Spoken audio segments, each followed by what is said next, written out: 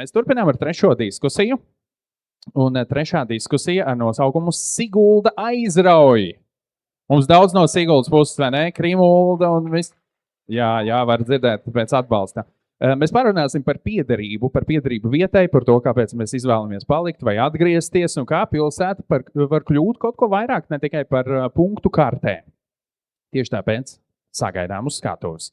Siguldas novada jaunradzes centra mērķis vadītājs Jānis Auzāns. Ar aplausiem. Jānis ir šeit. Jāni! Čau, Jāni. Čau, Jāni. Un arī siguldieta žurnāliste, skan TV un radio personība Rūta Dvinskā. Čau, Rūta. Brīnišķīgi. Baigi forši jūs redzēt. Apsēdīsieties, lūdzu, ja? Tikai tagad jums jāizdomā, kur jūs, tas ir uz jums, kur jūs vēlaties. Nu, kā atbraucāt? Ļoti nērti krēsli. Jā, tiešraidi, Rūta. Jā, tiešraidi, jūtamā. Nērti krēsli. Ļoti nērti krēsli. Čau, jaunieši. Čau. Čau.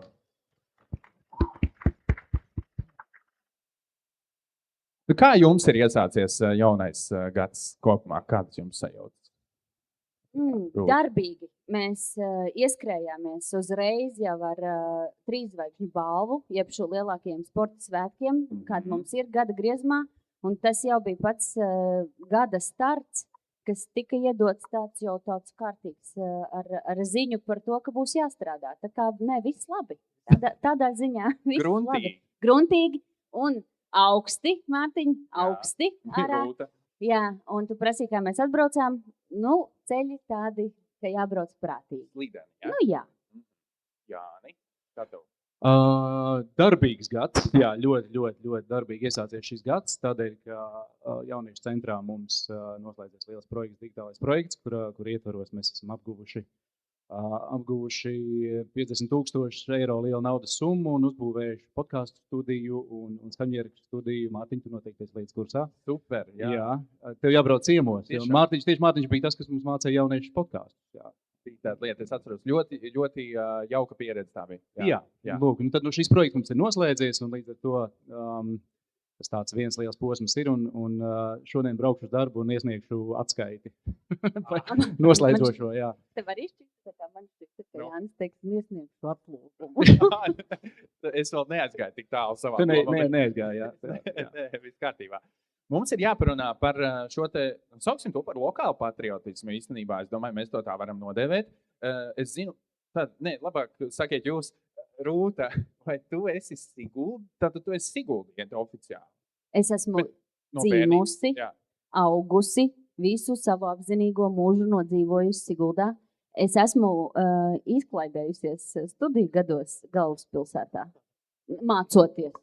Tā, lai nav tā braukāšana traka. Bet patiesībā pat mācoties vidusskolā, es mācījos Rīgā vidusskolā, es braukāju uz skolu, es dzīvoju Siguldā un es braukāju 3 gadus, es nebiju gatava pārcelties uz dzīvi Rīgā. Sanāk, tu nekad neesi dzīvojis? Kādu mazu strēķīti es padzīvoju, tos studiju gadus es padzīvoju, bet katru piekdienu skrienot mājās pie pirmās izdevības un pirmdienu pēc iespējas vēlāk atgriežoties Rīgā. Un tad es vēl padzīvoju, pirms man sāka dzimt bērni. Tad es arī vēl kādu brīdiņu padzīvoju Rīgā. Jāni, kādas ir tavas attiecības ar Siguldu un no kurienes tu oficiāli? Es ļoti oficiāli esmu no Līvāniem. Jā. Es esmu no Latgales un latgalietis, jā. To tā ļoti lepni nesu sevī, bet mans mājvietas, es ļoti ilgi esmu dzīvojis Rīgā, patiesībā kādus 20 pāri gadus noteikti nodzīvoju Rīgā, un tad es sapratu tieši to, ka man pietiek, ka es vairs negribu, un es pārvācos uz Siguldas novadā. Siguldas novads man mājas, jau kāds 6 gadi vai 7 gadi varētu būt. Un tad... vai ne? Ir 2 vārdi, kurus nedrīkst teikt jauniešu kompānijā esot. 6-7. Jā. Tas gan, jā. Bet kāpēc Sigulda tieši? Sigulda. Es nemācēšu atbildēt, tāpēc, ka bija viena alga, kurā vietā Latvijā dzīvoja. Nē, vismaz godīgi. Jā, bija patiešām viena alga, Ļoti labi, tādēļ, ka es pirms tam kādu brīdi padzīvoju laukos Jersikā, un tad kādu brīdi dzīvoju Kandavā, un tad kādu brīdi, tad es meklēju vietu, un vietu, kur es dzīvoju, sauc Ragana, un Raganā es biju pirms kādiem, manuprāt, 15-20 gadiem, man bija dzīvoklis jau bijis, tā ka man šī vieta bija pazīstama, un man uzrunājā. Man patīk tas, ka ir daba blakām. Un ceļš pēdējais gads, ko es esmu pieslēdzies uz tādu brīdi palīdzēt jauniešu centram, tad vēl jau vairāk es vēl jau vairāk iekšā Siguldā. Un man ļoti patīk. Un droši vien jau, ja te saka, ka vienalga kur, tad jau patiesībā jau izvēlēs vietu, kas patīk, vai ne? Tad beigās vai nav vienalga. Tad līdz galam tomēr. Jā. Bet tas, kas vieno, lai kurā pilsētā tas būtu, vai Cēsīs, vai Siguldā, vai Aizkrauklē, vai es sāku visas pilsētas. Bet tas, kas vieno, ir tas, ka tas ir ārpus Rīgas, un šajā diskusijā nekādā veidā nav nekas pret Rīgu, tas nav stāsts par to, vienkārši stāsts ir par to, ka ir tas varbūt tas mīts, ka ja mēs gribam kaut ko sasniegt, kaut ko izdarīt, tad mums ir jābrauc obligāti uz Rīgu, piemēram, arī studējot un pēc studijām un tā. Kādas jums ir tās attiecības ar šo te galvaspilsētas idealizēšanu un ko jums personīgi dod dzīve ārpus Rīgas, ka jūs tās nolēmuši?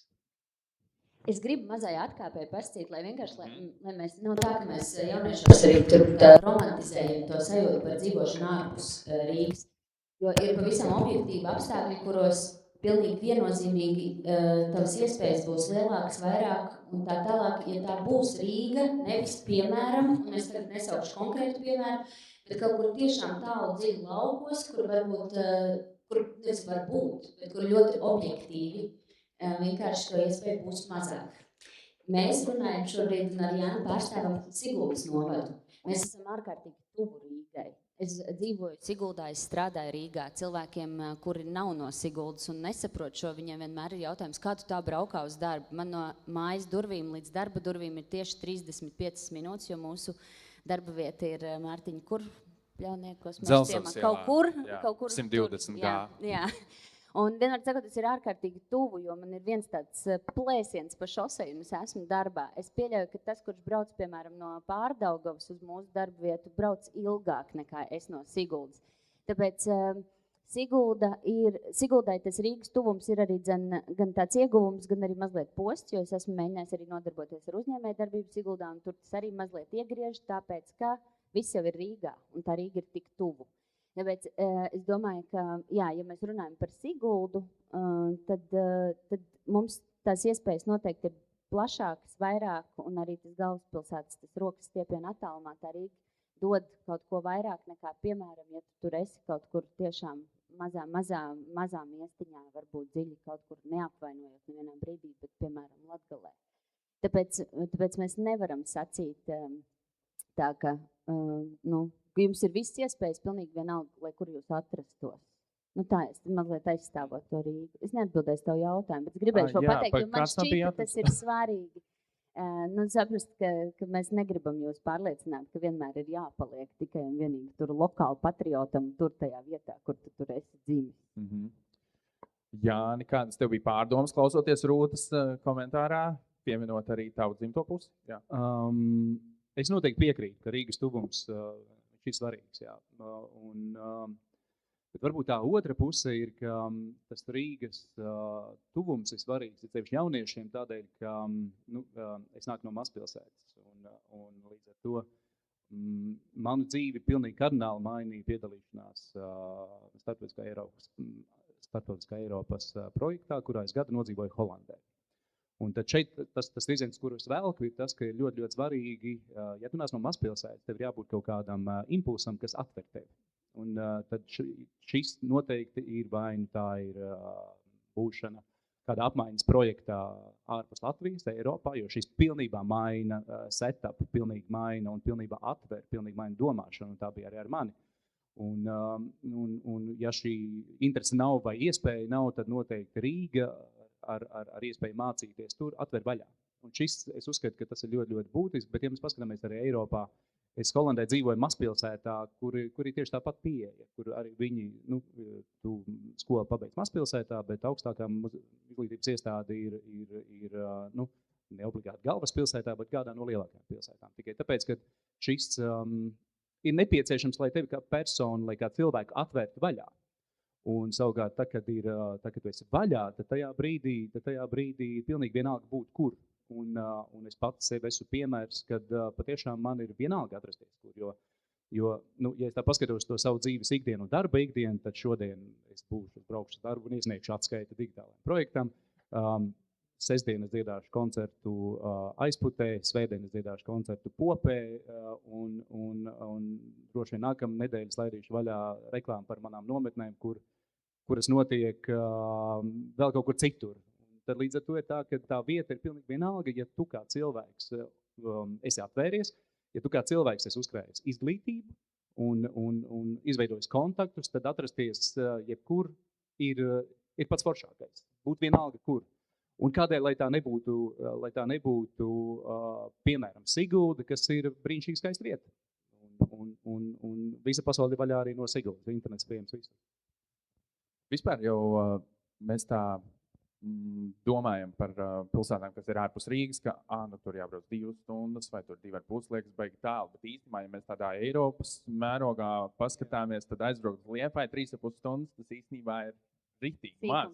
Un jebkur Eiropā pajautāsi, cik ir laiks, lai nokļūtu uz darbu, kad runā par 2 stundām, viņi saka, bet tas taču ir pilnīgi normāli. Jā. Nu, tad tikai Eiropā. Mēs jau paņemam tādu, manuprāt, ļoti braucamu attālumu. Es domāju, tur, piemēram, iedomāties Amerikas Savienotajās valstīs sastrēgumus. Vai nav Ķīnā, kā cilvēki dodas uz darbu 4 stundas no rīta, 4 vakarā apakaļ un guļ tikai ceļā. Tā ir vesela darba diena, vienkārši braukt, principā.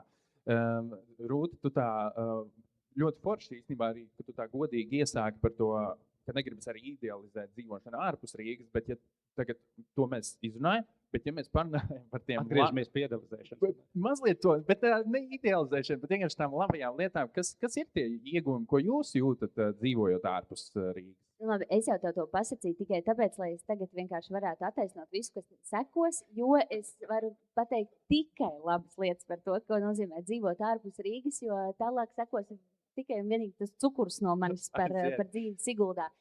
Kā es arī, līdzīgi kā Jānis saka, viņš tur pablandījās, un es jau arī kādu brīdi jau es pasmeķēju, ko tas nozīmē tur dzīvot tai galvaspilsētā un kā ir un tam līdzīgi, bet kaut kā tā vilkme tomēr uz mājām vienmēr ir bijusi. Pirmkārt, tas ir tas lokāla patriotisms, ko tu saki, man šķiet, ka tas sāks vispirms ģimenē, tad skolā, un tāpēc varbūt par to mēs vēl runāsim, kas to veido, bet man jau Jāņa pieminētais dabas tuvums, protams, jo īpaši tagad, kad man aug mani bērni, kamēr tu vēl esi jauns un tev interesē varbūt pavisam tās intereses ir citas, tikmēr vajag izdauzīties pa lielāku pilsētu, vajag mācīties, vajag iegūt draugus, kā Jānis saka, kontaktus un vispārējo, to visu vajag darīt. Un es nedomāju, ka kādam, kurš šobrīd atrodas zālē vai mūs skatās, es varētu iestāstīt, ka tagad viņam tur paliks, tur 18, 19 gadi, un viņam noteikti ir jāturpina dzīvot Mālpilī, lai nedodies, ka viņš kaut kur tagad spersies. Un, protams, ka nē, ir jāsperās un ir jāpiedzīvo dzīvi. Bet pēc tam ar laiku saprot tās vērtības, kuras tev svarīgas, protams, tad, kad tu veido savu ģimeni. Man tas bija svarīgi. Pirmkārt, manas pašas ģimenes tuvums ir Siguldā. Otrkārt, mani bērni aug svaigā foršā gaisā. Viņi var iziet ārā mājās dārzā, noplūkt tur tomātu vai gurķi un paši brokastis pēc var pagulēt ilgāk.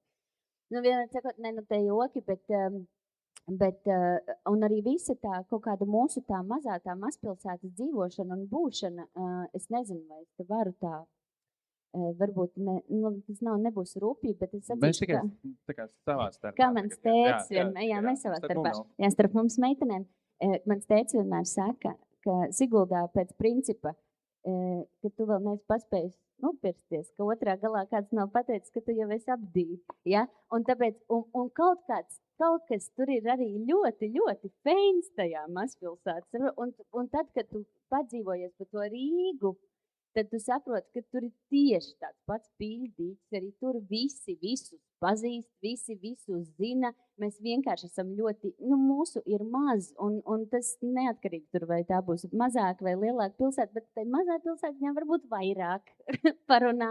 Un forši, kaifīgs rīts mans. Es braucu uz darbu, un es pa ceļam iebraucu Siguldā biskvītā, paķert kādu maizīti. Varbūt. Nav sadarbība. Ieju blakus citā, varbūt kafejnīcā, lai es nebūtu lobējusi vienu. Paņemu tur savu kafiju, piemēram, un lai kur es ieietu no rīta, man pretim ir pazīstama dāma, piemēram, kas mani apkalpo. Man pavārīti iznāk ārā no virtuves, saka, tik labi. Un vienmēr sakot, un tik forši tev tā diena ir iesākusies superīgi, tu visiem pamai čau, visi iekāp mašīnā, un tie visi ir savēji apkārt. Un tā, es nezinu, man tas der. Ja kādam neder, arī to var ļoti labi saprast, bet man liekas, ka tas ir forši.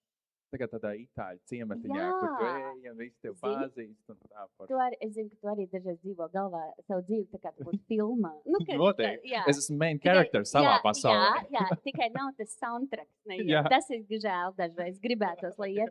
Lūk, tad šie rīti ir tie filmu. Es pilnīgi iedomājos, kā tas izskatās tajā lētajā Ziemassvētku romantiskajā komēdijā. Hallmark. Jā, Hallmark. Jāni, kā tev ar šo visu? Tu arī tādā filmas sižetā mēdz kādreiz dzīvot? Jā, varbūt, jā. Man rezonēja ļoti tas, ko Rūta stāstīja patiesībā, jo ir jau tā, ka ko īsti nozīmē, kad liels vai mazs pīļdīgs. Jebkurā brīdī, ja mēs paskatāmies uz tādu vienu jaunieti, kas dzīvo Rīgā un tādu vienu jaunieti, kas dzīvo Siguldā, tad es uzskatu, ka tādam jaunietim Siguldā ir nesalīdzinām lielākas iespējas būt laimīgam nekā Rīgā, tikai tāpēc, ka tieši tā viņš iziet uz ielas, viņš nevienu nepazīst. Un runājot par jauniešu centru, es zinu, kā ir mūsu jauniešu centrā, un es zinu, kā ir tas burziņš, kas notiek pie mums, tie 20-30 jauniešu dienā, kas iepeld un kasās savā starpā un strīdās savā starpā dažreiz, un tai pašā laikā pasākumā tik forši prot uzrīkot jaudīgu pasākumu un arī iegūt foršas lietas. Un Rīgā tas nekad nebūs iespējams, tikai tādēļ, ka tur ir pa daudz cilvēku. Un ja mēs iedomājamies Rīgā tādu nokļūšanu uz skolu caur sabiedrisko transportu visu to pārējo, vai šeit atnākt gar skaistu senlēju vai ne, un tādā garā, tad arī šeit ir tā pievienotā vērtība, kas noteikti šeit ir. Un ja mēs runājam par to, ka kas tad ir mazs un kas ir liels, tad jau ir tas, es atkal iešu atpakaļ pie tā, ko es sākumā teicu. Mēs ejam pasauli, atnesam uz šejienu un izstiepjam viņu to vietu, kur mēs dzīvojam. Tas jau ir ļoti, ļoti būtiski. Ka tas mazs vai liels nenozīmē cilvēku daudzums vai iedzīvotāju blīvums konkrētā vietā, bet tas jau ir mūsu pasaule un mūsu iekšējais attīstības līmenis, ar kuru mēs šeit dzīvojam. Un ja mēs atnesam šeit visu to, kas ir pasauli, mēs atnesam uz Siguldu, tad kāda atšķirība? Tas ir šeit vai tur? Pasauli atnesam uz vietu, kurā mēs dzīvojam. Izcili. Pieraksti. Šis ir tēkla. Jāpieraksta. Ļoti labi. Redz, kā laiks mums arī ir paskrējis ārkārtīgi strauji. Es gribēju teikt, žēl, ka šo mēs neierakstījām kā podkastā, bet mēs ierakstījām, jo tas ir YouTube'ā, būs noskatāms pēc tam. Es domāju, mēs jaunieši tevi noteikti uzrunāsim pasaules mūsu podkāstu. Tad tu mūsu jaunajā podkāstu studijā varēsi ierakstīt. Ļoti labi. Tad citu vai jaunieši no centra mērķis, vai ne? Jā. Vai arī šeit ir, kas nāk uz Siguldas jaunieši? Pirmās rindas, protams. Ļoti forši. Rūta un Jāni, es ar jums varētu runāt vēl 20,5 stundu un vēl ilgāk. Liels jums paldies, lai jums turpinās lieliska dzīvošana. Tur, kur jūs dzīvojat, lai pasauli ir pie jūsu kājām arī un tiešām laimīgi jauno gadu un tiekamies. Brauc ciemos. Es braucu ciemos, jā. Sveicien jums. Vēlreiz Jānis Auzāns un Rūta Dvinska bija pie mums ciemos Rosinātavā. Liels paldies. Mums arī bildīt, uztaisīsim, bildīt. Tā, tagad saliksim lietas. Es nolikšu te. Tā. Jūs jau zināt, kas jādara. Paldies jums.